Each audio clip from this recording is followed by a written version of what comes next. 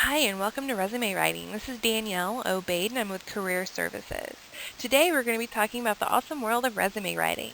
Why do we write resumes? It's your first impression, networking for skills, introductions, and ultimately to secure an interview.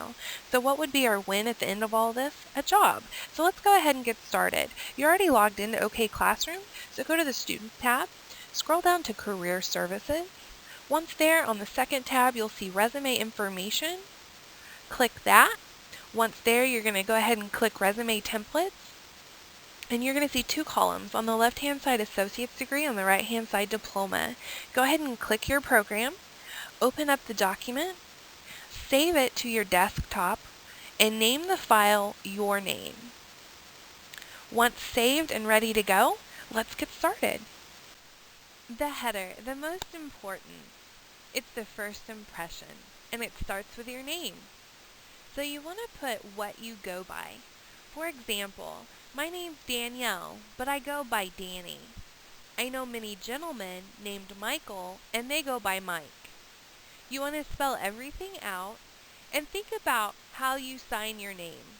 You can put that for your name on your header.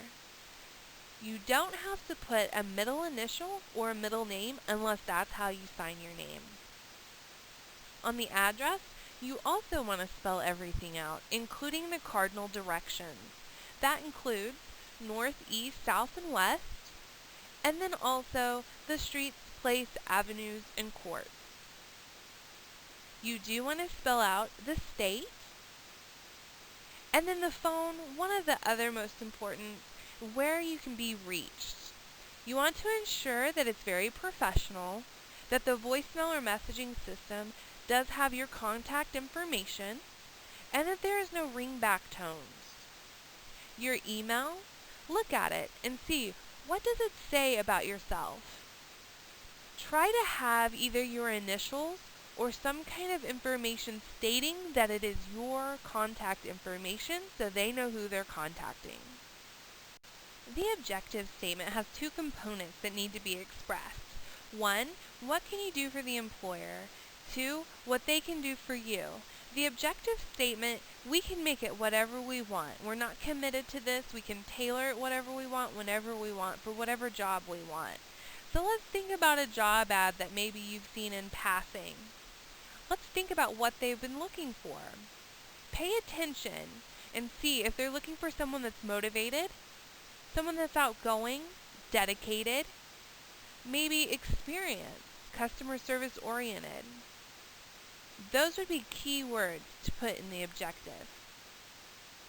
We can also think about what we want. Think about it. Are you looking for full-time employment, part-time employment, a long-term career? Are you just looking to get your foot in the door, an entry-level position? Then let's put both together. As you can see in the PowerPoint, there are a few examples. You can use those and make them your own. The skills summary is the easiest part of the resume. This is where we can talk ourselves up. As you'll see on your template, there's a few bullet points. On those bullet points, we want to put skills across, separated by commas. We need about 3 on each line. The skills summary needs to be with both hard and soft skills. Hard skills is what we can put our hands on. For example, computer skills, or maintenance, car, phlebotomy, x-ray. Soft skills is what's inside us that makes us who we are. For example, punctual, multitasker, loyal, dependable, self-starter, team player. It can be used as work experience too, so this is really more than one thing we're accomplishing here when we're putting the skills assessment together. So think about what hard skills you have and what soft skills you have, and mix them together. There are a few examples here in the PowerPoint, and you can use these and build off them as well. The education part, you're so lucky because your Career Services Department has already filled out that part for you. All you have to do is change the date. But if you have additional education and training, we want to get that on there for you too. So what you'll do is go ahead and hit enter, and we want to keep with the same format. You want to go ahead and enter either the school, the institution, or the facility. Tab over a couple of times. Enter the date. The dates are really important, but it has to be from when you started to when you finished. It doesn't matter what happened in between. So even if you started and then you stopped and you started and you stopped, you went back, it doesn't matter what happened in between, even if you had to re-enroll. It's from when you started to when you stopped, unless you're currently attending. Tab over after the date and enter the city and the state. And again, keeping with the same format as above. Once completed, hit enter. You should be under the same school or facility. And you want to put the courses that you are taking or the major. If you weren't sure, you can't remember, or you didn't finish, you can put general studies. You can tab over again, and under the date, you can put how many courses you finished, or how many you took, or how many that you're needing. If you're not sure, you can leave it blank with some question marks to go back to it later, and we'll know that we need that information. If there are any questions about educational dates or any educational names or institution names, we can always check them through your transcript, or you can call your Career Services Department and we can help you. You can continue down if you have more education following the same format. The only thing we do not need to add is the high school. It's understood to be in college that you have to have a GED or a high school diploma. There are a few examples here in the PowerPoint. You can take a look at them. If you have any questions, again, you can feel free to contact your instructor or your Career Services representative. The experience section is the meat and bulk of it all. And the great thing is we can choose what we put on here. So even if you've had too many jobs, maybe you didn't have any experience, or maybe on and off again jobs, that's okay. Even if you think it's not relevant, let's put it on there, because we all have customers, right? And it does show that you've done something. If you do have gaps, it's okay. You don't have to put it in there, because it'll come up in the interview. If you have any questions about this, your Career Services representative would be able to answer any questions. So, let's go ahead and get started. We want to go ahead and get started with the first location, position, title, employer, and date. You don't have to worry about the duties right now. So list all your jobs in order, starting with the most current and descending from there. And again, don't worry about the duties. We will get to that in a moment. Once the duties, go to onetcodeconnector.org, the website at the bottom of the page. Once there, type in the occupation search, a position that you have on your resume. So for example, cashier. Type in cashier, click search. A new page will open. It will give you a list of different occupations.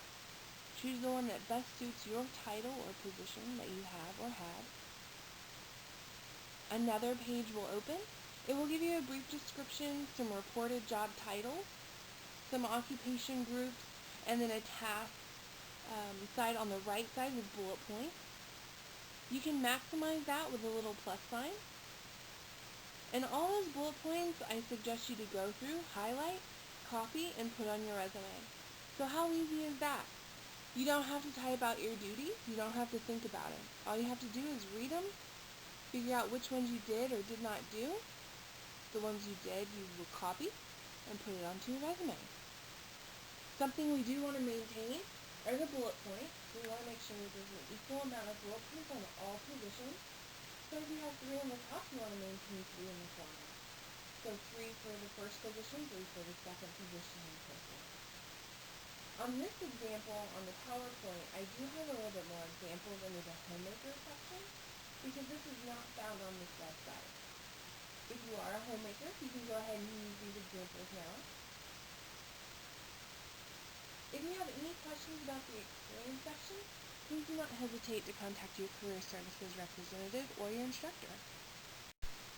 The honors section. This is where you can brag about yourself, so spill the beans.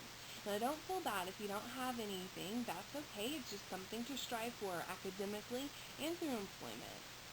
So here's where you would put anything of any type of recognition that you've received, whether it be academically or employment. So here, as you see, we have 100% attendance and a 4.0 GPA. Don't worry if you don't have that right now. Again, it's something to strive for. If you have questions about any of these honors, please contact your instructor. 100% attendance is a great thing to strive for, and it is something that employers like to look for as well, because it does stress that you will be dependable for them. Whenever you're placing your honors under this section, you don't want to put any dates or location, just the honor itself. Again, you can put honor rolls or your GPA, attendance, and again, anything recognition through employment as well. Volunteer service. A lot of people think that they've never volunteered, but it's really easy to volunteer. It's anything that is giving of yourself, so no money, but service or anything giving of yourself, even if it comes from you. So for example, if you've given blood, donated clothes, your time, or furniture to any facility, you can actually put that for volunteer service. Again, much like the honors section, you don't have to put a date or a location or what you did, just the facility or the program that you were involved with. Now, volunteering, if you haven't done any as of yet, I highly suggest it because it says a lot about your character and it looks really good on a resume. It says that you care about the community that you're in and you're giving a lot of yourself, and they feel that that would be good for their employment as well. When it comes down to it, volunteering is really good for networking, to build your skills and experience. So it's something to consider. If you have any questions, contact your instructor or student services, and we can help you with some programs we have and that we're involved in the community.